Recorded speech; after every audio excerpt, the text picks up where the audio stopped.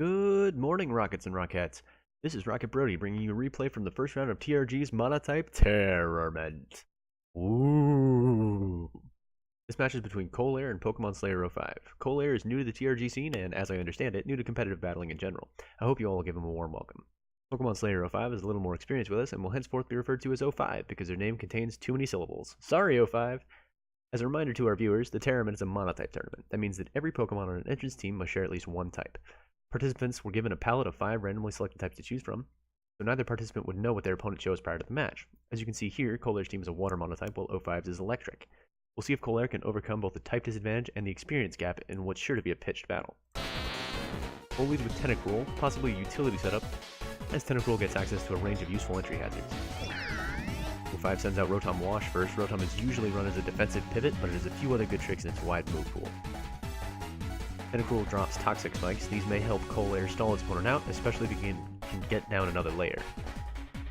Rotom tricks a choice item on a Tentacruel. It'll be locked into whichever move it uses next, so Cole had better choose wisely. 05 withdraws Rotom,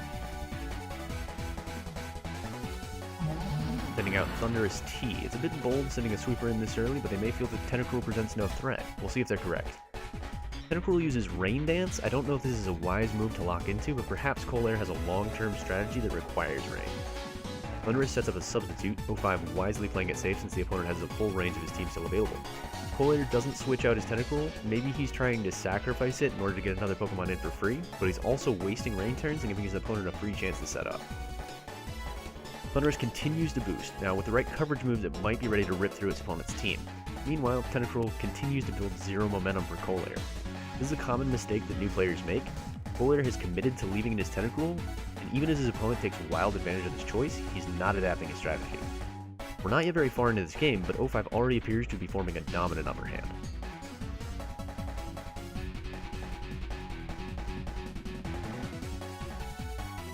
Now significantly boosted, Thunderous confidently drops Tentacruel on the same turn the rain expires. While Cole is behind in this battle, we know that Thunderous only has one move slot left for coverage.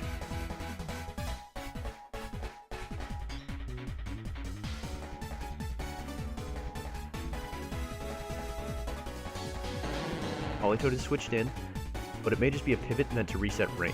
If Cole goes to Quagsire or Swampert from here, it may leave Thunderous without an effective answer. Politoed is left in to face the Thunderbolt. I can't agree with letting it go down so early, as Cole's Rain strat will sorely miss that auto setter.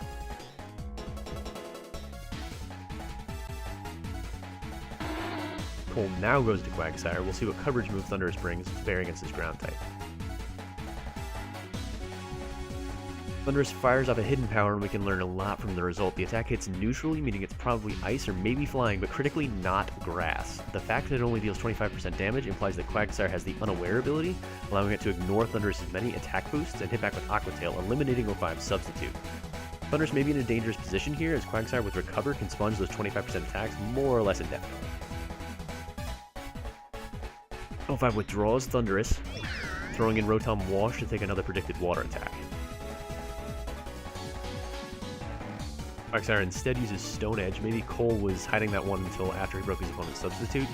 It only deals 31% of Rotom's health, so barring a crit or toxic, Quagsire may lack for strong options against this Pokemon. Rotom Wash opens with Hydro Pump, which unfortunately misses, but it would be devastating in the rain. Running an Unaware Quagsire over a Water Absorb one leaves him vulnerable to neutral water attacks. ColeAir answers with Waterfall. While it's more accurate, Waterfall really serves the same purpose as Aqua Tail on this set, and I don't agree with running both of them. That move slot could have been used for something that filled a different tactical niche, like Toxic or even Curse. The rain-boosted Hydro Pump hits home this time, comfortably dropping Quagsire. With one of his major checks to 05's Thunderous down, Cole is going to have to play very carefully if he wants to bring this match back.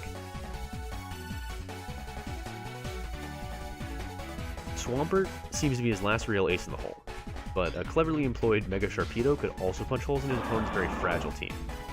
05 seems to have taken a commanding lead, but in Pokemon as in life, anything can happen. Pain Split brings Rotom back to nearly full health. 05 has really done an excellent job playing a safe, steady match so far. It would be easy to get overconfident at this stage of the game, but 05 is taking it slow and easy, leaving no real openings for ColeAir to exploit. Outrage doing an uninspiring amount of damage and locking Swampert in for up to 3 turns. With Pain Split and the speed advantage, Rotom Wash is really in complete control of this situation. Hydro Pump misses, but this may end up actually being to O5's advantage if the Pain Split comes out again next turn. Outrage drops Rotom low, but as expected falls short of the knockout. Outrage ends, confusing Swampert, but potentially allowing Cole to switch. If he takes that route, whatever comes in will likely be hit very hard by the Pain Split, so it's really a catch-22 situation. Swampert stays in. As expected, Rotom breaks the Pain Split, potentially leaving Swampert in KO range for Hydro Pump. Swampert is able to use Outrage through the confusion, but at this point, there's not much short of bad luck that can break O5's grip on the situation.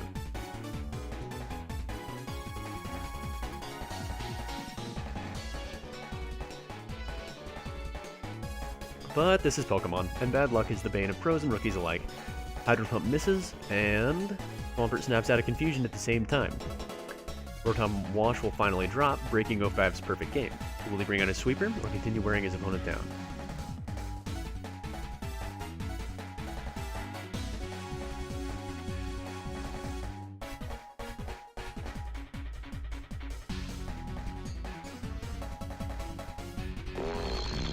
Keeping to form, O5 keeps his trump card safe, instead sending in Stunfisk to Wall Break? Stall? I actually have no idea what Stunfisk does, guys, we'll have to wait and see. Swampert bops itself in confusion because the Hax train runs both ways. Stunfisk fires off a Scald, which does decent damage but does not burn.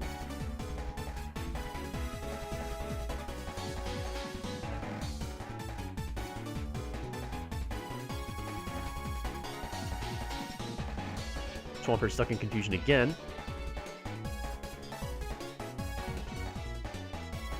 And Stunfisk takes the opportunity to Scald it out of the game.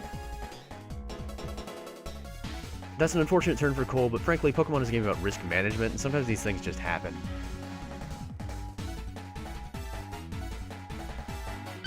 Cole sends in Vaporeon, which is usually immune to water attacks and may have the special bulk to sponge whatever else Stunfisk throws at it. Vaporeon throws Shadow Ball, which only does chip damage. Does this Vaporeon not have a water or ice move to hit Stunfisk super effectively? If so, I don't think that's a wise setup. Consistent with his careful style so far, O5 opts to paralyze Vaporeon. It's likely that Stunfisk can't do significant damage to this Pokemon, and he's preparing to either switch out or chip Vaporeon down. O5 does indeed switch out to Ampharos, probably preparing a Mega Evolve. Paralyze pays off, allowing the switch to come in for free, excepting the poison damage.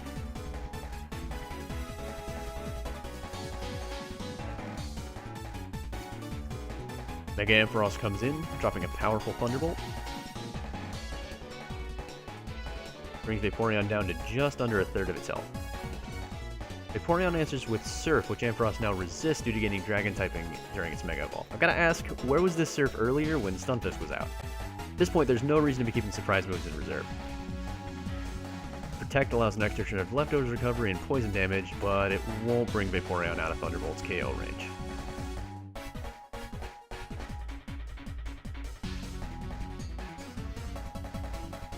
And Vaporeon drops, leaving ColeAir down to his last Pokemon.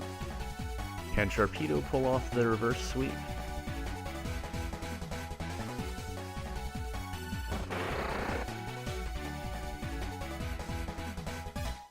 Sharpedo Mega Evolves right off the bat, foregoing the usual strategy protecting on the first turn to collect a speed boost.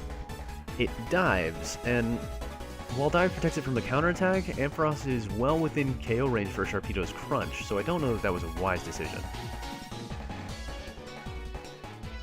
O5 withdraws Ampharos, sending in Thundurus in what may be a rare mistake. Thundurus is knocked out.